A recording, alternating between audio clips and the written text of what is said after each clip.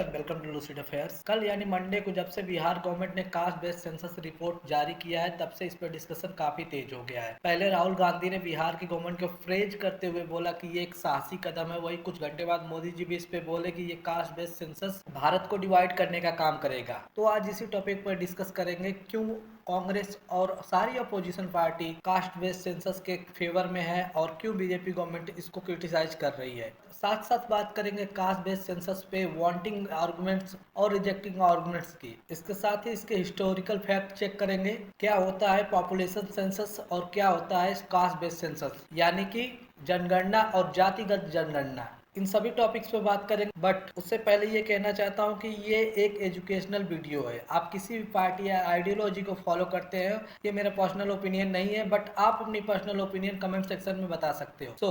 इन सारी टॉपिक पर बात करने से पहले हमको समझना होगा कि कास्ट बेस्ड सेंसस क्या होता है, जातिगत जनगणना क्या है। कास्ट बेस्ड सेंसस या socio economic and caste census के थ्रू हम स्टडी करते हैं सोशियो इकोनॉमिक स्टेटस की, रूरल और अर्बन हाउस होल्ड, और इसके थ्रू कास्ट डिस्ट्रीब्यूशन पता करते हैं पॉपुलेशन में, किस कास्ट का कितना डिस्ट्रीब्यूशन, कितने परसेंट कौन सी कास्ट है इंडिविजुअली। जैसे बिहार की गवर्नमेंट ने जो कास्ट बेस्ड सेंसस रिलीज किया था उसमें EBC extremely backward class 36.01%, OBC other backward class 27.12%, general 15.52% और एससी 19.61% और एसटी 1.68% था। तो ये देख रहे हैं कास्ट बेस्ड सेंसस में सारी जातियों के, सारी कास्ट के अलग अलग डिस्ट्रीब्यूशन पता चल रही पॉपुलेशन में। बट अगर जनगणना की बात करें, पॉपुलेशन सेंसस की बात करें, तो उसमें सिर्फ इतना पता चलता है कि देश में किस स्टेट में, किस डिस्ट्रिक्ट में कितने लोग रहते हैं। तो ये है डिफरेंस दोनों के बीच। आगे और डिफरेंस पे बात करेंगे, बट अभी मैं बता दिया आपको कास्ट बेस्ड सेंसस क्या है। अब इसके बाद बात करते हैं क्या है वांटिंग आर्गुमेंट्स और क्या है रिजेक्टिंग आर्गुमेंट्स। का बेसिक पिक्चर है कास्ट बेस्ड सेंसस का कि इसके थ्रू हम लोग पता कर सकते हैं कि एक कास्ट का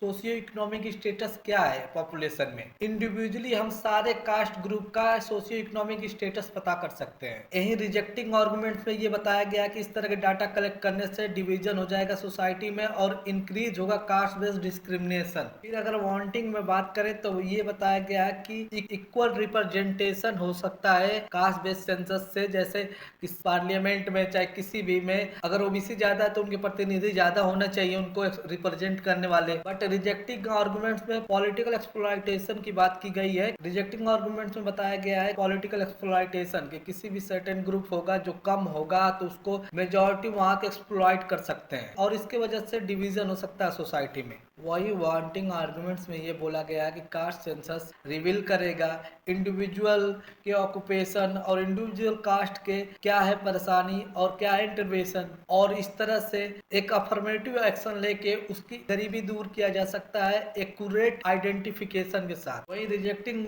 आर्गुमेंट में है कि किस तरह की डेटा डाइवर्ट किया जा सकता है और रिसोर्सेज को भी डाइवर्ट किया जा सकता है, इक्वालिटी नहीं रह जाएगी और इंडियन रिजर्वेशन सिस्टम को एक्सप्लॉइट कर सकते हैं या तो रैशनलाइज किया जा सकता है।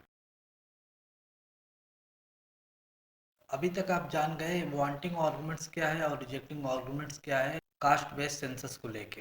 अब बात करते हैं इसके हिस्टोरिकल बैकग्राउंड के बारे में। तो last time cast based census हुआ था 1931 बिफोर द इंडिपेंडेंस। वो डेटा पब्लिश भी किया गया था और 1941 में भी कास्ट बेस्ड सेंसस हुआ, बट उस डेटा को पब्लिश नहीं किया गया। और 1941 के बाद और 1951 से 2011 तक सिर्फ कास्ट बेस्ड सेंसस जारी किया गया है एससी और एसटी, स्केड्यूल कास्ट की और स्केड्यूल ट्राइब्स की। तो आप देख सकते हैं 1931 में कास्ट बेस्ड सेंसस जारी किया गया था, 1941 में किया तो गया था बट जारी नहीं किया गया। 1951 से 2011 तक सिर्फ एससी और एसटी का कास्ट बेस्ड सेंसस जारी किया गया है और किसी और कास्ट का नहीं जारी किया गया था। अब आप हिस्टोरिकल बैकग्राउंड जान गए हैं, अब डिफरेंस जानते हैं पॉपुलेशन सेंसस और कास्ट बेस्ड सेंसस के बारे में, या कह सकते हैं socio economic and caste census के। तो पॉपुलेशन सेंसस ये होता है कि ये इसी कलेक्टिव डेटा होता है कि इस देश में इतने पॉपुलेशन रहती है या स्टेट में या तो डिस्ट्रिक्ट में। But cast based census socio economic and caste census में ये सब अलग है। और एक बात बता देता हूँ मैं, सेंसस एक्ट 1948 के अनुसार पॉपुलेशन डेटा हमेशा कॉन्फिडेंशियल रखा जाएगा। वहीं सोशियो इकोनॉमिक कास्ट सेंसस के अनुसार गवर्नमेंट की यूज के लिए इसे ओपन रखना चाहिए और ग्रांट करना चाहिए बेनिफिट्स, या तो रिस्ट्रिक्ट करना चाहिए, जिसको जरूरत है उसको ग्रांट करे, जिसके पास जरूरत नहीं है उसको बेनिफिट से रिस्ट्रिक्ट कर सकते हैं। और अब बात करते हैं socio economic and caste census 2011 के बारे में। 2011 में मिनिस्ट्री ऑफ रूरल डेवलपमेंट ने डोर टू डोर जाके cast based census data collect किया था, जहां इसमें रूरल एरिया में डिपार्टमेंट ऑफ रूरल डेवलपमेंट ने कंडक्ट किया था और अर्बन एरिया में ministry of housing and urban poverty alleviation ने इसको कंडक्ट किया था। कास्ट सेंसस आता है मिनिस्ट्री ऑफ होम अफेयर्स और रजिस्ट्रार जनरल ऑफ इंडिया और सेंसस कमिश्नर ऑफ इंडिया के तहत। और socio economic and caste census 2011 पहला पेपरलेस सेंसस था जो कंडक्ट किया गया था इलेक्ट्रॉनिक माध्यम से। उस समय socio economic and caste census को पब्लिश नहीं किया गया था, उन्होंने फाइनलाइज किया कि 2016 में इसको पब्लिश किया जाएगा। बाद में 2016 में गवर्नमेंट ने ये सोचा और उनका ये मत था कि ये caste census division of society करेगा और रिजर्वेशन पॉलिसी पे हिट करेगा, इसलिए उन्होंने तो 2016 में भी इसको पब्लिश नहीं किया। अब जाके कांग्रेस और सारे अपोजिशन लीडर्स इसकी मांग कर रहे हैं cast based census, socio economic and caste census की, बट बीजेपी अभी भी इसको रिफ्यूज कर रही है।